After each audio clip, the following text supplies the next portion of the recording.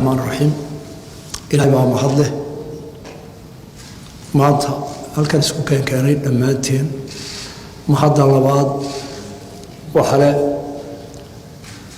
madaxweynaha Djibouti iyo shacabka Djibouti iyo dalka Djibouti oo soddonkii sanadood ee Soomaali burbursanayd inta la daba joogay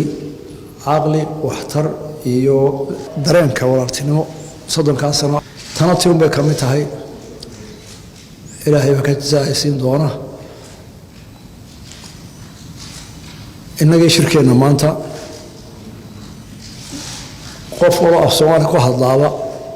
meel kasta ha jooga shirkan lug buu ku leeyahay professor geelchire mid beer qodaya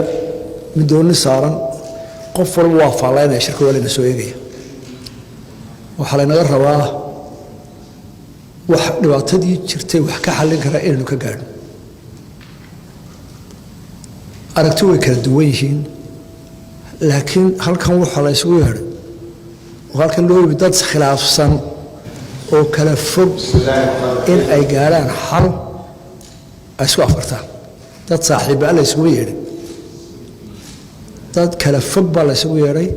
oo la doonayo dantuna ku khasbayso waqtiguna ku khasbayo inay si waaqici ah oo run ah u helaan xalkooda gaaraan taas ayna saaran qof waliba haddaaro hadalkana runta haddii aan laga sheegin murug buu galaa run hal isu sheego wixii la tabanaya si adag laga wada hadlo wixii la wada goostay ee lagu heshiiyana run hal laga dhigo hal rubay taas baa laga soo soconaa xagga yaga waxaan halkan la mid run wixii dhibaato aan sheegno wixii dan inoo wada ma hadanta Soomaaliya qodas maanta Soomaali maxaa u dana qodobka u dana ee ka fursan weynayna waan la nimid walaaladayna waxaan u sheegaynaa si walaaltinimo ah iyaguna waa soo kale waxaan diyaarnahay inaan dhageysano ra'yiga naga duwan kaayaga ka fog inaan dhageysano oo dulqaadkeeda yeelo oo rogrogdawaan u nimid idinkana saayis lagbaan ka doonaynaa shalay arintu waxa ahayd madaxweynayaashii waa shiray oo hadlay oo dhageysanay mas'uuliyadii waan soo wareejin guddiga wasaaradda loo soo wareejiyay anoo tilmaantayda waan nidhi halka war hal wada heshiiyo war waxa la isla afgarto waa dhamayn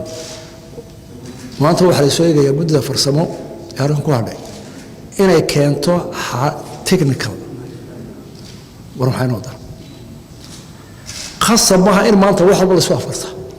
وحاول أن تلاوين شران ما أنت لسلاف كرا حا إنه هالكي أقول كل شيء كرا حا أقول له نقول شيء كرينا حا أذك